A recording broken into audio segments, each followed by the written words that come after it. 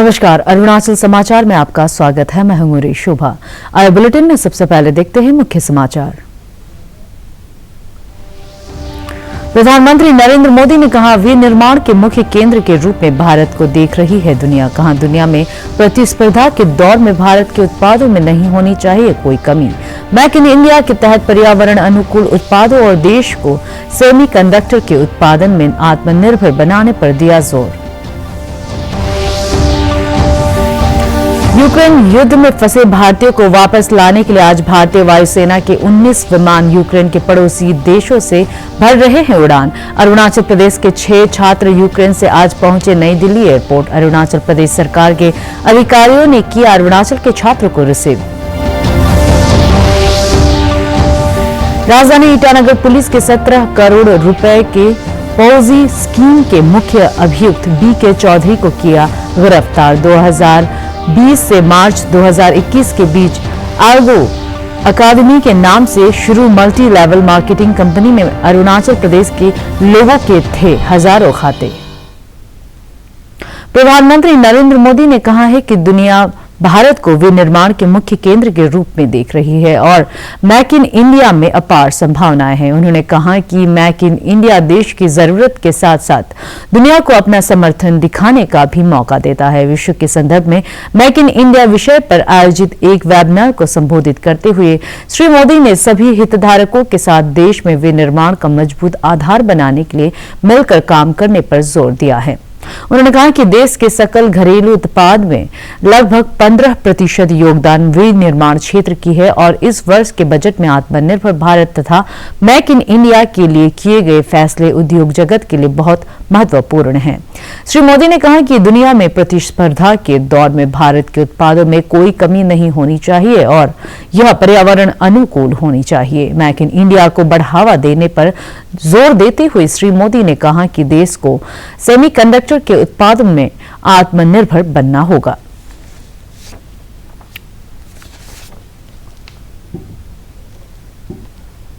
इस बजट में आत्मनिर्भर भारत और मेक इन इंडिया को लेकर जो निर्णय लिए गए हैं वो हमारी इंडस्ट्री और इकोनॉमी दोनों के लिए काफी महत्वपूर्ण है। मेक इन इंडिया अभियान आज 21वीं सदी के भारत की आवश्यकता भी है और ये हमें दुनिया में अपने सामर्थ्य दिखाने का भी अवसर देता है। आज दुनिया भारत को मैन्युफैक्चरिंग पावर हाउस के रूप में देख रही है। हमारा मैन्युफैक्चरिंग सेक्टर हमारी जीडीपी का 15% है, लेकिन मेक इन इंडिया के सामने इन्फिनिट पॉसिबिलिटीज हैं। हमें भारत में एक रोबस्ट मैन्युफैक्चरिंग बेस बिल्ड करने के लिए पूरी ताकत से काम करना चाहिए, चाहे केंद्र सरकार हो, राज्य सरकार हो, स्थानीय स्वराज की संस्थाओं के नियम हो, प्राइवेट पार्टनरशिप हो, कॉर्पोरेट हाउस हो। हम सब देश के लिए मिलकर के कैसे काम करें। देश में आज जिसकी जरूरत है, जिसकी आवश्यकता बढ़ रही है, उसमें हमें मेक इन इंडिया को बढ़ावा देना है। साथियों, इस बजट में credit facilitation and technology upgradation के जरिए एमएसएमईज को मजबूत करने पर खास ध्यान दिया गया है। सरकार ने एमएसएमईज के लिए 6,000 करोड़ रुपए का आरएएमपी प्रोग्राम भी अनाउंस किया है। यूक्रेन युद्ध में फंसे भारतीयों को वापस लाने के लिए आज भारतीय वायुसेना के और 19 विमान यूक्रेन के पड़ोसी देशों से उड़ान भरेंगे। इनमें 3,726 भारतीयों को वापस लाया जाएगा। ऑपरेशन गंगा अभियान के अंतर्गत भारतीय वायुसेना, एयर इंडिया और इंडिगो के 8 विमान बुखारेस्ट से और 5 बुडापेस्ट से भारतीयों को लेकर आएंगे, जबकि 3 विमान रेजिजो से, 2 सुकेवा और 1 कोसिका से भी उड़ान भरेंगे। अरुणाचल प्रदेश के 6 छात्र यूक्रेन से आज नई दिल्ली एयरपोर्ट पहुंचे। मुख्यमंत्री पेमा खांडू ने अपने एक ट्वीट में बताया कि होर्ली रीमे, अरोनोपुल, रोनितपुल, शबनम तामाई, प्रिया निंगी और देचेसो नांगदोंग को आज नई दिल्ली एयरपोर्ट पर अरुणाचल प्रदेश सरकार के अधिकारियों ने रिसीव किया। राजधानी ईटानगर पुलिस ने करीब 17 करोड़ रुपए के पॉजी स्कीम के मुख्य अभियुक्त बी.के. चौधरी को गिरफ्तार कर लिया है। पुलिस अधीक्षक जिम्मे चिराम ने बताया कि इस मामले के मुख्य अभियुक्त को बिहार पुलिस की सहायता से पटना से गिरफ्तार किया है। उन्होंने बताया कि अगस्त 2020 से मार्च 2021 के बीच एल्गो अकादमी के नाम से मल्टी लेवल मार्केटिंग शुरू किया गया था, जिसमें अरुणाचल प्रदेश के लोगों ने हजारों खाते खोले थे। उन्होंने कहा कि सितंबर 2020 में इस अभियुक्त ने संतोष कुमार के नाम से अरुणाचल प्रदेश में एक सेमिनार आयोजित किया था और इसकी पहचान पुलिस के लिए चुनौती बन गई थी। Scam case which is worth around 17 crores. Bihar police also played a major role in the arrest of this kingpin. This case pertains to an FIR dated 17/4/2021 lodged by one Srihat Takio of Bandardua to the effect that in the year 2020 he met one Raju Datta at Guwahati who offered him to invest in a share market through a company named Algo Academy. So Algo Academy which was based in Bangalore, Karnataka, and also he offered return of 1% per day of his investment. After a few months he was asked to make members under this scheme in a binary form and assured to give rupees 200 on each member apart from the commission. The complainant believed the person and started investing in the company and also made members under him. Initially he got return in the bank account, but on a later date the persons named especially B.K. Sharma, Santosh Singh and others started avoiding him. By that time the complainant and other investors had already made an investment to the tune of rupees 17 crore through the members down the line. On receipt of the FIR, it was registered in Bandardua police station, case number 9/21 under section 417, 418, 420 and 34 IPC. राज्यपाल doctor BD. Mishra, मुख्यमंत्री पेमा खांडू, उप मुख्यमंत्री चाउना मैन, विधानसभा अध्यक्ष पासांग दोरजी सोना और केंद्रीय कानून मंत्री किरण रिजिजू ने प्रदेशवासियों को लोसर पर्व की शुभकामनाएं दी है। लोसर मोनपा जनजाति का नववर्ष पर्व है। अपने संदेश में राज्यपाल और मुख्यमंत्री ने मोनपा जनजाति के नववर्ष पर्व लोसर पर राज्य में सुख, शांति और समृद्धि की कामना की। स्लोवाकिया में ऑपरेशन गंगा की कमान संभाल रहे श्री रिजिजू ने अपने एक ट्वीट में लोसर को लेकर अपने परिवार में चल रही तैयारियों का विजुअल शेयर करते हुए आपसी भाईचारे और अमन की कामना की।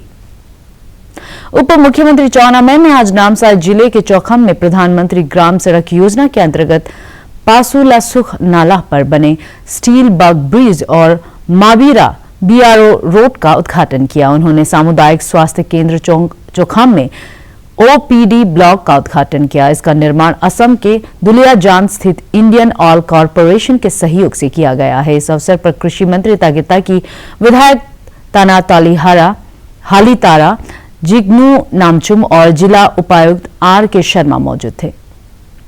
इंडिया पोस्ट की ईटानगर हेड पोस्ट ऑफिस ने जीआई टैग प्राप्त ईदू मिश्मी टेक्सटाइल पर एक विशेष पोस्टल कवर जारी किया है। ईदू मिश्मी टेक्सटाइल को 27 अगस्त 2019 में जीआई टैग हासिल हुआ था। इससे पहले वाक्रो ऑरेंज को राज्य में सबसे पहले जीआई टैग मिला था। ईटानगर में आयोजित कार्यक्रम में रोइंग से विधायक मुचुमिथी, प्लानिंग कमिश्नर प्रशांत लोखंडे, टेक्सटाइल विभाग के सचिव स्वप्निल नायक, इंदिरा गांधी गवर्नमेंट कॉलेज तेजू के असिस्टेंट प्रोफेसर डॉक्टर आबा पुलू सहित कई अधिकारी मौजूद थे।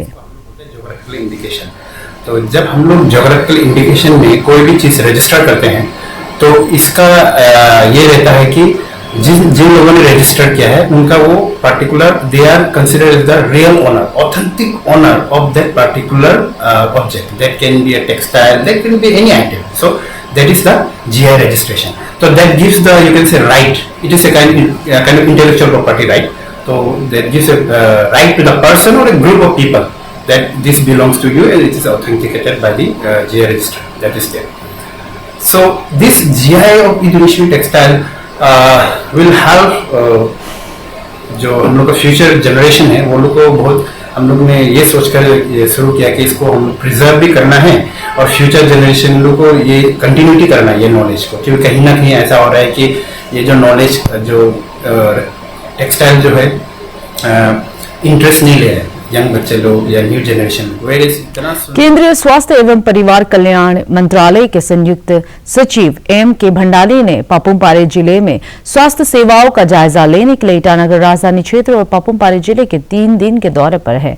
नीति आयोग द्वारा निर्धारित स्वास्थ्य इंडिकेटर में पापुमपारे जिला निचले पायदान पर है और इसे ध्यान में रखते हुए स्वास्थ्य सुविधाओं में सुधार के नजरिए से श्री भंडारी का दौरा काफी मायने रखता है।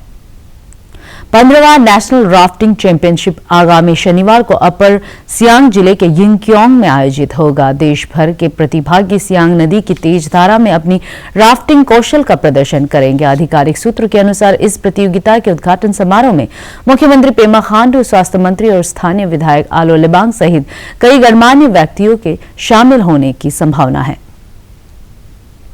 Mishmi hills mountain terrain biking प्रतियोगिता आज संपन्न हो गई। इस 3 दिवसीय प्रतियोगिता में असम के 3 प्रतिभागियों सहित कुल 18 साइक्लिस्ट ने हिस्सा लिया। दाम्बुक के जिला पंचायत सदस्य टोनी बोरांग और जिला खेल अधिकारी राजू मिपी ने साहसिक पर्यटन को बढ़ावा देने के लिए आयोजित इस प्रतियोगिता की सराहना करते हुए युवाओं से पर्यटन क्षेत्र में उपलब्ध रोजगार की संभावनाओं का लाभ उठाने की अपील की। दाम्बुक से ये एक adventurous and most tough cycle trekking का इवेंट, महिलाएं और कोई एक बुजुर्ग भी हमारा पड़ोसी स्टेट से आया। दाम्बुक एरिया में नीट एंड क्लीन और टूरिज्म डेवलपमेंट के लिए इस तरह से सुंदर इंफ्रास्ट्रक्चर बनाया। ये इवेंट भी यहाँ शुरुआत करने का सुविधा मिला है। हमारा यूथ लोग टूरिज्म एडवेंचर्स में काफ़ी पार्टिसिपेट करें और हमारा जो बहुत सुंदर पहाड़, नदी, हमारा विदेशी तक इस सुंदरता को दिखाए। नेशनल लेवल का साइकिलिस्ट है हमारे पास, काफ़ी अच्छा रूट है, ऑफ रूट है।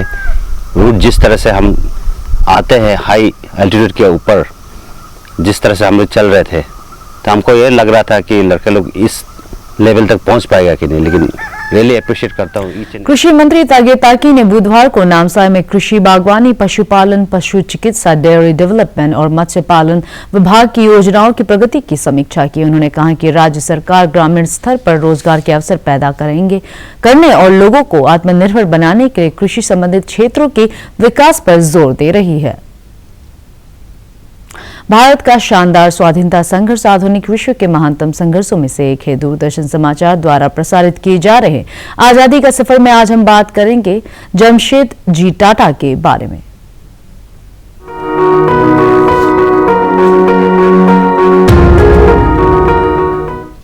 आज की इस कड़ी में हम राष्ट्रवादी उद्योगपति जमशेद जी नुसीरवान जी टाटा को याद कर रहे हैं, जिनका जन्म 3 मार्च 1839 को गुजरात के नवसारी में हुआ था। वे देशभक्त और मानवतावादी थे, जिनके आदर्शों और दूरदृष्टि ने टाटा का विशाल कारोबारी समूह खड़ा किया। स्वदेशी आंदोलन हालांकि 1905 तक शुरू नहीं हुआ था, लेकिन जमशेद जी टाटा ने इस सिद्धांत को अपने जीवन में उतार लिया था। उन्हें विश्वास था कि भारतीय कंपनियां कपड़ा उद्योग में ब्रिटिश प्रभुत्व से प्रतिस्पर्धा कर सकती हैं। उन्होंने 1869 में बॉम्बे के चिंचपोकली में एक जीर्ण और दिवालिया तेल मिल का अधिग्रहण किया और इसे कपड़ा मिल में बदल दिया। जमशेद जी इंग्लैंड की यात्रा पर गए और लंका शहर में कपास व्यापार का विस्तृत अध्ययन किया। 1 जनवरी 1877 को जिस दिन महारानी विक्टोरिया को भारत की महारानी घोषित किया गया, उसी दिन नागपुर में एम्प्रेस मिल्स अस्तित्व में आई। जमशेद जी ने 37 साल की उम्र में कई कपड़ा मिलों। पापुमपारे जिले के यूपिया स्थित अरुणाचल प्रदेश रूरल बैंक के ग्रामीण स्वरोजगार प्रशिक्षण संस्थान में उद्यमिता जागरूकता कार्यक्रम आयोजित किया गया। केंद्र सरकार के सहयोग से गत 1 और 2 मार्च को आयोजित इस कार्यक्रम में उद्यमिता में तकनीक के उपयोग का प्रशिक्षण दिया गया। कुरुंग कुमे जिले के दामिन में विधायक लोकम तासर ने विभिन्न विभागों के प्रमुखों के साथ केंद्र और राज्य सरकार की योजनाओं के अमल की समीक्षा की। उन्होंने अधिकारियों से योजनाओं को पारदर्शिता के साथ समय पर लागू करने और लाभार्थियों के चयन में मानदंडों का पालन करने को कहा। वेस्ट कामेंग जिले के दिरांग में भारत तिब्बत सीमा पुलिस बल आईटीबीपी की 4थी बटालियन ने नागरिक सेवा कार्यक्रम के तहत पैरालिंग गोम्पा में अध्ययन करने वाले बच्चों के लिए खेलकूद कार्यक्रम आयोजित किया। इस अवसर पर आईटीबीपी की 4थी बटालियन के कमांडेंट सचिन मित्तल और बल के कर्मियों ने बच्चों के साथ लंच किया। आईटीबीपी के चिकित्सकों ने बच्चों के स्वास्थ्य की जांच की और उन्हें जरूरी दवाई दी। नामसाई जिले के चौखाम में स्व सहायता समूहों के लिए साबुन और अगरबत्ती बनाने के लिए प्रशिक्षण दिया जा रहा है। माइक्रो एंटरप्रेन्योरशिप डेवलपमेंट प्रोग्राम के तहत स्थानीय फार्मर्स प्रोड्यूसर्स कंपनी नोसाप द्वारा Arunachal state rural livelihood mission के साथ मिलकर बुधवार से शुरू इस प्रशिक्षण कार्यक्रम में स्व सहायता समूहों के सदस्य भाग ले रहे हैं। अरुणाचल समाचार के आज के अंक में इतना ही। जाने से पहले आप सभी से अनुरोध है कि कोविड-19 के दिशा निर्देशों का पालन करें। हमेशा मास्क लगाए, बार बार हाथ धोए और सोशल डिस्टेंसिंग के नियमों को माने। कोरोना महामारी से बचाव के लिए आपका वैक्सीन लगवाना भी जरूरी है। अगर आप वैक्सीन लगवाने के पात्र हैं तो जरूर लगवाएं। हम कल फिर हाजिर होंगे अरुणाचल और देश दुनिया की खबरों के साथ। चलते आपको बता दें कि आप अरुणाचल समाचार हमारे YouTube channel DD news Arunachal पर भी देख सकते हैं। देखते रहिए अरुण प्रभा। नमस्कार।